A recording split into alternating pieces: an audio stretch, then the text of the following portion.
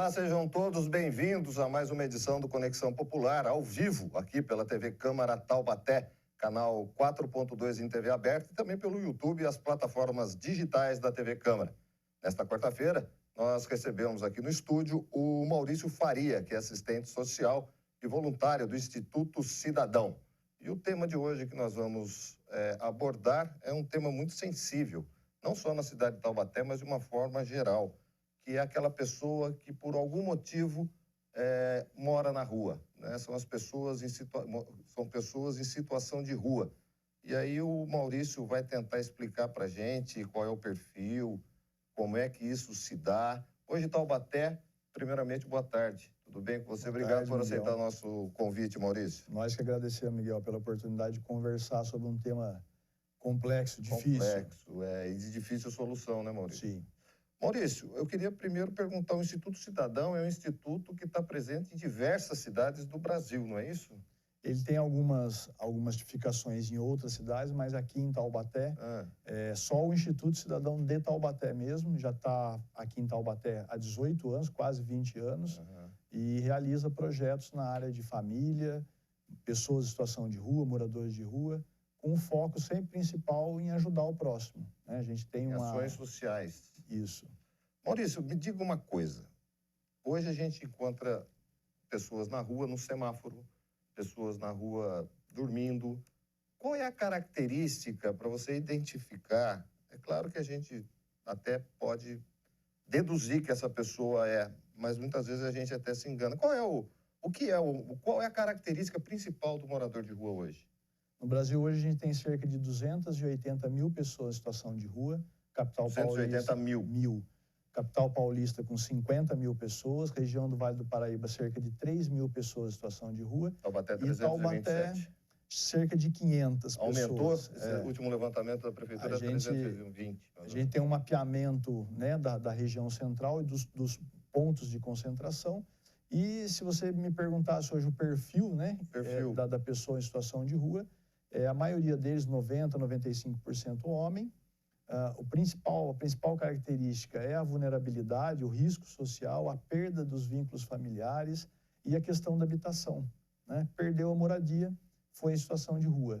É lógico que é em decorrência da dependência química, do uso de álcool, de problemas familiares, problema de relacionamento, né? A maioria homem, problema de relacionamento com a mulher, com a família, o desemprego. Então, é uma série de situações que acabam levando a pessoa em situação de rua. A gente divide hoje em 3 níveis, o inicial, o médio e o avançado, né? O intermediário e o avançado. E assim, com as pessoas em situação de rua, nesse nível inicial e médio, a gente ainda consegue fazer um trabalho. O que é o estágio inicial? Ele está chegando na rua. Por algum motivo, ele começou a morar na rua nesse momento. Então, pouco tempo na rua. Ele está com o pé na rua e ainda está com o pé em casa, com a família. O nível intermediário, ele já está se avançando um pouco mais na situação de rua, já vai ficar um pouco mais difícil de trabalhar com ele. E o intermediário e o avançado, ele já está numa situação que aí é a questão psiquiátrica, envolve a questão psiquiátrica, dependência química num nível já prolongado e avançado, e já é mais difícil de trabalhar com essa pessoa. Me chama a atenção que você disse que o intermediário já dificulta um pouco o trabalho com ele. Por que essa resistência por parte do morador em situação de rua? Muita gente tem Você chega, evidentemente, a abordagem é para levar ele a uma situação menos humilhante até. E por que essa dificuldade, Maurício? Ele tem uma falsa ideia de liberdade, né? Que na rua ele vai ter a questão da liberdade. Muita gente costuma dizer, inclusive a gestão, o governo, costuma dizer que o indivíduo está em situação de rua porque ele quer. E não é uma verdade, né? Ele está numa situação de rua por uma série, né, de situações que levaram ele, né, àquela situação. Então, assim, para resgatar ele nessa fase inicial e intermediário, é um pouco mais fácil, mas depende de um conjunto de serviços que a gente trabalha, inclusive, lá no Instituto Cidadão, chamado Projeto de Vida. Eu preciso trabalhar com ele várias questões da vida dele para que ele possa fazer a saída das ruas. Nós tivemos um exemplo agora de Minas Gerais essa semana, de um ex-morador de rua que criou um aplicativo semelhante ao do Uber, ele está faturando R$120 mil por mês. Então, assim, ele conseguiu romper. Aqui em Taubaté nós tivemos uma pessoa, um morador de rua, que passou num concurso público. Sim. Pela própria entidade, nós ajudamos várias pessoas em situação de rua. Tem um projeto muito interessante mesmo, Maurício, que é para o estudo, oferece o estudo, orientação para prestar concurso, é verdade. Você me lembrou um caso de sucesso esse, né? Então, a grande preocupação nossa é que, e por isso eu já comecei agradecendo você pela oportunidade da gente falar sobre o tema, é conversar e dar visibilidade. Por quê? Porque as pessoas em situação de rua hoje, elas são invisíveis, né? A gente acaba, às vezes, não vendo. Poxa, Taubaté tem quase 500 pessoas em situação de rua, né? É um número expressivo, né? E é um número considerável, com um aumento, um percentual aí de 60%, 80%. Tem cidades aqui da nossa região com um aumento expressivo de mais de 300% em um ano, né? Então, assim, é um problema que Quais são as cidades do Vale, não sei se você tem esse levantamento, me veio essa curiosidade, com o maior número de moradores de rua ou maior incidência de moradores em situação de rua? A gente tem as 3 principais cidades. Quais são? Tirando o litoral, que está meio junto e misturado, vamos dizer, a gente tem São José dos Campos, Jacareí e Taubaté. São as 3 cidades maiores que tem e são as maiores cidades. E, assim, a incidência de pessoas em situação de rua, ela é em grandes centros, né, e principalmente na região central. Então, aqui em Taubaté, onde que a gente tem maior população em situação de rua? Mercado Municipal, Praça Santa Terezinha, que inclusive semana passada, domingo, faleceu um morador de rua de frio, não é? A região central, Faria Lima, Rodoviária Nova, Rodoviária Velha. Então, a gente, nesses grandes centros... Nas áreas mais periféricas, tem também? Ou deve ser em proporção bem menor, mas existe? Tem, ou mas eles se concentram mais no centro? Tem, mas é menor. Menor, né? A gente pega Taubaté, por exemplo, a Monção, a gente tem um grupo que permanece ali naquela região, mas como já é um bairro, ele já é menor do que a Rodoviária Velha, por exemplo, que pega todo o Bom Prato, né? O parque ali, enfim. Agora, me diga uma coisa. Já foi flagrado por câmeras do COI vans chegando em Taubaté com pessoas de outras cidades. E a gente sabe que isso é uma rotina até que acontece. É feito esse levantamento de alguma forma para saber quem é genuíno de Taubaté, quem veio de fora? Tem esse levantamento? Na prática era para ter. Por quê? Porque a gente divide o nosso trabalho com pessoas em situação de rua entre munícipe e migrante. Então, o migrante que não é daqui, a gente tem um atendimento diferenciado, até porque se você for ofertar os mesmos serviços ao munícipe, ele acaba permanecendo aqui na cidade, aí causa um problema maior. Eu vou dar um exemplo, assim, para mim, de referência no estado de São Paulo, que é a cidade de Franca, não é? E eles conseguiram diferenciar, né, o trabalho entre o migrante e o munícipe, porque senão eles não conseguiriam fazer o atendimento.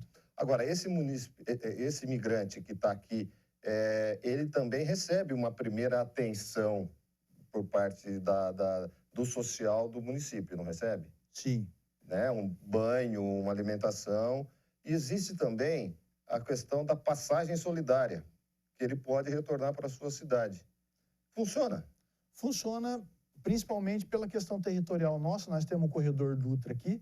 Então, esse imigrante que ele vem da capital, ele passa por Jacareí, por São José, por Taubaté, vai até Pinda, vai até o Vale Histórico, depois ele retorna. Alguns vão para o Rio de Janeiro, outros vão para o sul de Minas. Então, nós estamos numa região estratégica que há esse movimento. A gente precisaria, na verdade, era mapear melhor isso, não é? E implementar políticas públicas para que cada município, né, tivesse a responsabilidade de fazer um trabalho social com as pessoas em situação de rua do município. Você acredita que isso é uma iniciativa das próprias pessoas? Ou, de certa forma, é uma orientação, você oferece o carro, oferece até passagem para que ele vá para outra e tira o problema da sua cidade?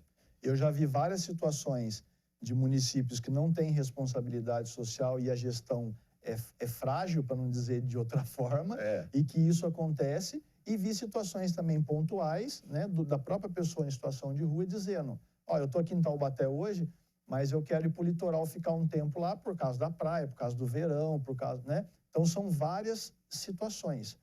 com um trabalho, né, de responsabilidade, um trabalho de política pública, de acordo com o SUS, Falta com o vontade SUAS, política muita. para resolver esse problema? Muita vontade política. Não posso comparar com outros países da Europa, mas a Finlândia, por exemplo, não tem mais morador de rua. Por quê? Porque ela fez um trabalho. A Portugal, por exemplo, implementou um trabalho que, inclusive, a gente faz aqui na região, chamado Housing First, que é habitação primeiro. Com esse trabalho, o que acontece? A gente oferece para a pessoa em situação de rua a habitação primeiro. E custa muito menos para o governo, para o Estado, para a prefeitura, do que se você fosse fazer um trabalho em abrigo, por exemplo. Um aluguel social hoje para a pessoa em situação de rua custa em torno de R$600. Um morador de rua hoje, utilizando o serviço de abrigo e outros serviços, CREAS-POP, ele custa em torno de R$3 a R$5.000. Então, dá para fazer trabalho. Cada um. Por exemplo, o Central Pop, que até custa para cada um dos 500 que, caso atenda, R$3 a R$4.000. Essa conta que a gente fez é para todos os serviços, né? Para ele utilizar Sim. o CREAS-POP, o abrigo, a rede da assistência, da proteção, a estrutura toda. É um número, assim, superficial por cima, né? Vamos dizer, mas é próximo da realidade. Agora me diga uma coisa, a Economia Solidária, que é um programa do Instituto Cidadão, como é que funciona a economia solidária que vocês praticam? Explica pra gente. A gente tem vários projetos voltados para as pessoas em situação de rua. Cada projeto ele acaba se interligando com o outro, mas a gente tem a economia solidária, que através de um carrinho de reciclagem, ele começa a vender produtos de limpeza e faz a coleta da reciclagem, faz geração de renda e acaba saindo das ruas. Junto com esse projeto... Eles participam, eles trabalham. Eles trabalham. Tá. É uma geração de renda para que ele passe para um outro projeto da entidade, que é esse Housing First, certo. Que ele consegue alugar um quartinho, pagar lá R$400, R$500 por mês e sair da situação de rua. Você tem um percentual, alguma coisa assim, de quantos querem sair dessa situação? É difícil. A pergunta é porque a gente vê muito a questão das pessoas que abordam, né, essas pessoas e eles realmente não querem sair da rua. Né? Não é uma unanimidade, não é uma... Mas tem gente que realmente não quer sair da rua, né? Então não dá para a gente estimar. De 500, 10% quer se manter na rua mesmo. A gente não tem esse levantamento ainda. Eu, pelos 20 anos de experiência trabalhando com pessoas em situação de rua, eu acredito, assim, a grosso modo, que de 70% a 80% querem sair das ruas. Querem sair da rua. Falta política pública. E uma oportunidade. E uma oportunidade para ele poder... Eu vou no intervalo, depois eu quero saber, já que você é um estudioso nisso, qual é a política pública certa que tem que se iniciar, por exemplo, no caso do Taubaté, com 500 moradores de rua. Eu tinha um levantamento de 300 e pouco. E aí você me veio com essa notícia triste de que aumentou para 500. Mas o Conexão volta em instantes com Maurício Faria. Hoje nós estamos falando sobre os moradores em situação de rua aqui na cidade de Taubaté. Rapidinho eu já volto.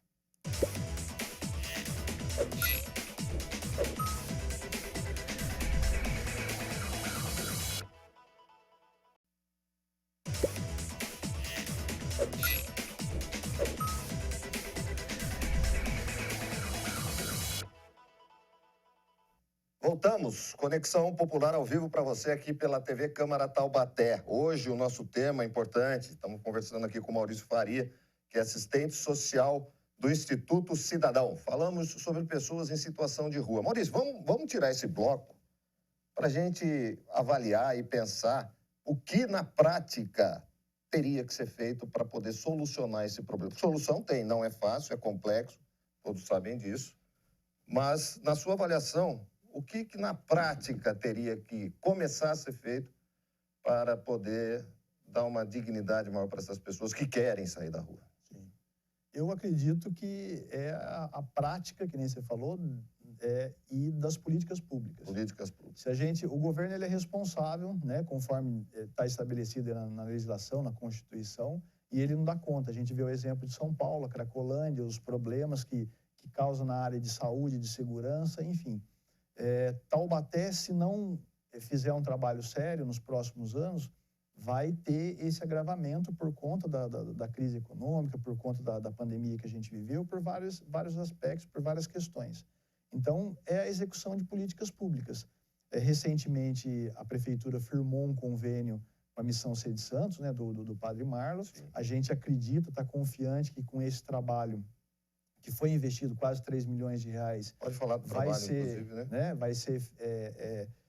Vai ter alguma mudança, mas a gente não tiver os equipamentos fortalecidos, que é o CREASPOP, que é o abrigo, que é a casa de passagem, que é uma república, que é o consultório de rua, se a gente não tiver todos esses equipamentos funcionando junto e a gente pensar a pessoa em situação de rua como um ser humano, não é?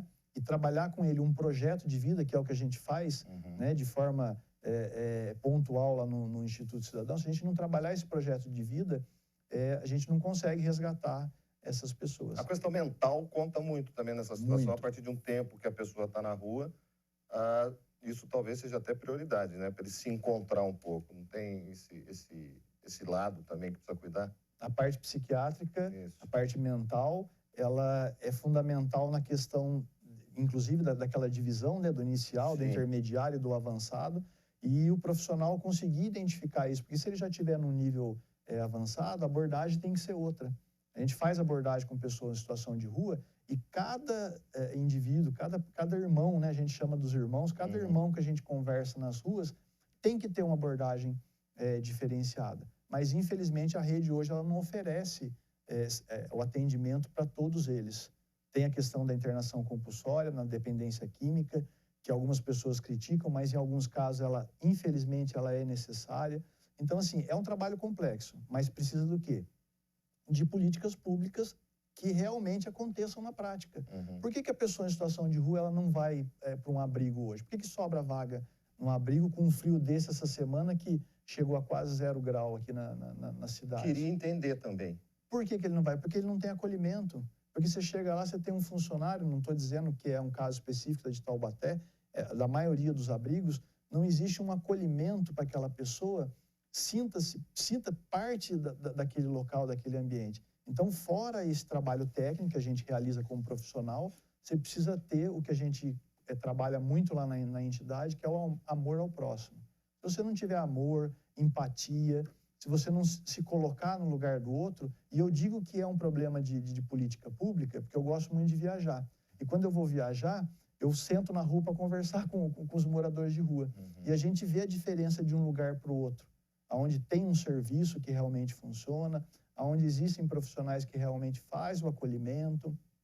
E tem muitos casos de sucesso que tem como fazer essa saída das ruas. Precisa de uma ajuda. Você imagina a gente 30 dias sem tomar um banho, comendo malemar, como é que a gente vai ter força para procurar um emprego, ou para procurar um tratamento de saúde, ou para procurar uma vinculação, um contato com a família? Não vai. Ele acaba ficando naquela situação ali e... Existe uma campanha em que pede-se para não dar dinheiro para essas pessoas, né? E sim para ligar para o Centro Pop, enfim. Deve-se dar a chamada esmola para essas pessoas? Ajuda de alguma forma isso? Recentemente a gente teve em São Paulo o padre Lancelotti lá, né? Com aquela situação dos vereadores que queriam proibir a marmita, a doação da... Isso é alimento, né? Isso é alimento, é questão básica do ser humano se alimentar. Eu acredito que tudo quanto é extremo não dá certo. Então, eu tenho convicção de que o trabalho junto com essas entidades que distribuem sopa na rua, comida na rua, junto com o serviço público, junto com os equipamentos, dá muito certo. Se você for lá na rua só e der a comida e não tiver uma continuidade daquilo, não vai ter resultado. Mas se você vai lá, dá uma palavra para o irmão que está na rua, uma comida, uma sopa, uma conversa, e você oferece, por exemplo, um tratamento para dependência química, vai ter resultado, ele vai sair das ruas. Se você oferece algum tipo de emprego, a questão da habitação primeiro, né, que é o housing first, se você monta, né, um grupo de pessoas e de serviços, ele certamente vai querer sair da rua. Você falou do housing first, no Brasil existe algum caso disso? Nós fizemos em Pindamonhangaba. Ah, é? Conta pra gente. Um piloto desse, né, com um parceiro, com um amigo lá. E são vários quartinhos, né? E ele fez um aluguel diferenciado. Feito de que material? Alvenaria mesmo? Alvenaria mesmo. E a gente pagava inicialmente esse aluguel e depois a própria pessoa em situação de rua, trabalhando, né, gerando renda, através, inclusive, do Bolsa Família, que a maioria deles recebem, ele conseguia se manter e sobreviver. Então, essas pessoas, é isso que eu ia perguntar, elas não se beneficiam de nenhum programa social. A grande maioria não, né? Porque talvez não tenham documentação, não tenham nada, né? São invisíveis mesmo. São invisíveis. Não existem. Não existe. E aí entra o projeto de vida que a gente realiza aqui em Taubaté. A gente trabalha todas essas questões. A gente começa com a abordagem na rua, então vai lá no Mercadão, vai lá na região central, faz essa abordagem. Depois tem a questão da documentação, a questão antes disso, né, da higiene, da alimentação, da proposta de retomada com a família. A maioria, por conta da dependência química, precisa ser encaminhado para uma comunidade terapêutica para fazer o tratamento primeiro. Depois disso, a gente pensa, inclusive, o trabalho com a vinculação religiosa, independente da religião que a pessoa siga, essa questão religiosa e espiritual que a gente acredita, ele ajuda muito a pessoa não só a sair da rua, mas a se manter fora das ruas. Eu costumo dizer que é fácil a gente tirar uma pessoa das ruas. Tem casos de residência? Muitos. Mas é difícil você tirar a rua de dentro dele. E aí é aquilo que cai da reincidência. Entendi. E tem algum trabalho para a família? Porque a família deve sofrer bastante com essa situação, né? Demais. E se a família não souber trabalhar com uma pessoa em situação de rua, com dependente química, ela acaba atrapalhando ao invés de ajudar. Lá na entidade a gente não tem esse trabalho com a família, mas existem entidades, mas né? é importante, mas é muito importante. Não o seu instituto, mas sim, é importante uma política disso também, né? Nós temos uma entidade, assim, top, vamos dizer, que é o Amor Exigente, e que eles têm um grupo que eles trabalham especificamente com a família. Os Alcoólicos Anônimos têm um outro grupo chamado Al-Anon, que trabalha só com a família. Para quê? Para a família saber lidar com aquela situação. Porque se não souber lidar também, aí acaba se repetindo, né, aquelas situações de No ranking, você falou que muitos estão por causa da falta de habitação. É o principal motivo? Não. Hoje, se a gente quisesse, se você me perguntasse como é que a gente resolveria, começaria a resolver o problema, seria pela questão da habitação. Porque sem habitação, fica muito difícil ele, por exemplo, num abrigo, né, conseguir trabalhar, conseguir... Então, a habitação, no meu ponto de vista hoje, com os projetos que eu já realizei, que a gente já conhece, a habitação ela é fundamental, é primordial. Nós já realizamos República, já fizemos um projeto de República, já fizemos o projeto do Habitação Primeira, e todos os que deram mais resultado foi esse da Habitação Primeira. Quais outros projetos, quais outros programas do Instituto Cidadão que você pode salientar aqui para a gente que tem dado certo, por exemplo?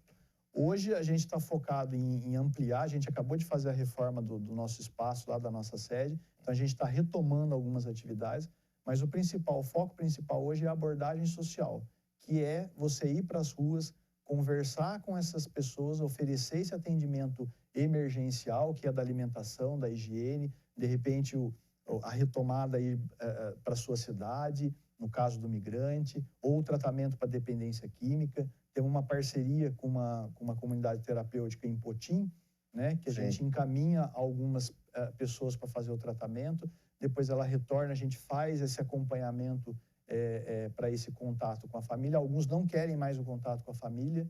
Então talvez a família possa ser o motivo pelo qual, inclusive, né? Sim, então aí ele vai viver... Nem toda família é o padrão que se desenha, às vezes, né? E aí ele vai viver de forma independente, mas para ele viver de forma independente, ele precisa ter documentação, estar incluído nos programas sociais, ter uma geração de renda, tem que ter uma série de atendimentos, né? Inclusive o acompanhamento pela saúde, né? No CAPS, no caso dependente químico, para que ele não tenha recaída, nos grupos de autoajuda, AA, NA. Então, assim, é um conjunto de serviços que para você fazer o atendimento para uma pessoa só dá muito trabalho. E você movimenta vários equipamentos. Sim. vários segmentos. Me diga uma coisa, é satisfatório o atendimento que o Poder Público de Taubaté dá? Na sua avaliação?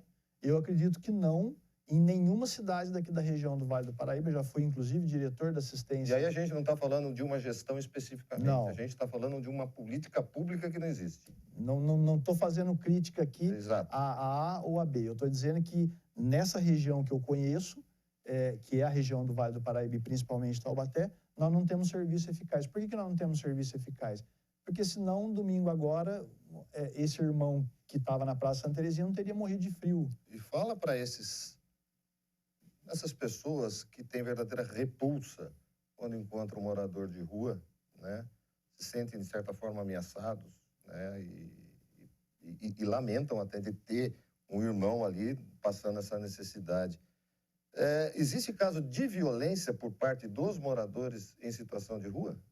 A maioria... A não ser que seja entre eles mesmo, por exemplo. Furto, assalto, agressão... Tem? A maioria não.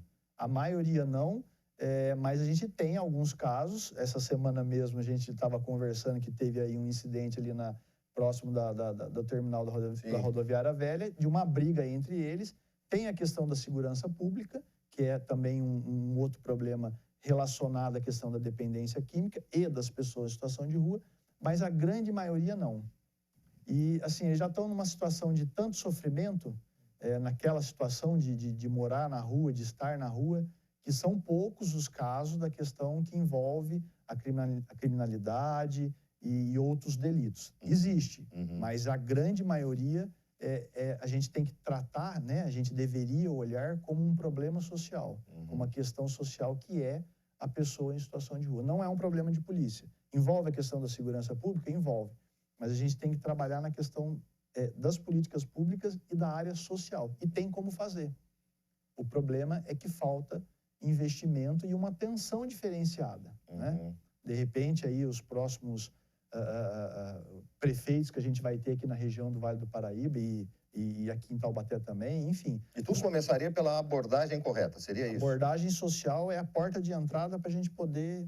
colocar à disposição... fazer esse atendimento. Tudo o que for necessário. E aí é bastante coisa mesmo, como você falou. É muita coisa. Me diga um caso que você fala com orgulho do Instituto, essa de Pinda, ou tem um outro caso que você possa dizer, não, funcionou e a gente estava no caminho certo e eu indico para que seja dado continuidade? A gente tem vários, mas tem um que, inclusive, ele é voluntário nosso lá na entidade, que ele estava em situação de rua, ele recebeu o atendimento, foi feito todo um trabalho de documentação, trabalho de tratamento da dependência química, ele não tem hoje contato com a família, mas ele saiu, por opção, mas ele saiu das ruas. Hoje ele tem um emprego, hoje ele se mantém, ele aluga um quarto, uma casa, inclusive recentemente falou que voltou a namorar, que está pensando em formar uma nova família. Então, assim, a gente podia ficar aqui, eu poderia contar várias histórias para você de sucesso e que faz bem, inclusive, para a gente ver que tem como ser feito, né? Tem muita coisa para ser feita. E, inclusive, quem está nos assistindo aqui agora, o Maurício, pode estar pensando, eu acho que eu vou entrar nessa de voluntário para ajudar da minha maneira. E eu queria agradecer a sua participação aqui no Conexão Popular, é um assunto de muita relevância, né? A gente não tem que ter repulsa pelos irmãos que estão na situação de rua, e sim buscar uma maneira de ajudá-los, né? E isso é uma responsabilidade, sim, do poder público, mas na deficiência desse atendimento existem institutos como o Instituto Cidadão, existem ONGs, existem uma série de entidades que levam um pouco de conforto, como alimentação, cobertores, roupas, enfim.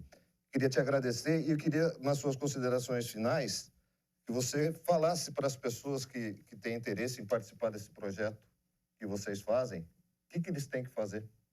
Eu queria agradecer novamente pela oportunidade, pelo espaço, convidar a todos que estão nos assistindo para que pudessem vir somar no nosso trabalho. É um trabalho voluntário, é um trabalho de doação, de amor ao próximo. Quem tiver interesse pode pesquisar lá na internet o site da entidade, www.institutocidadão.org.br.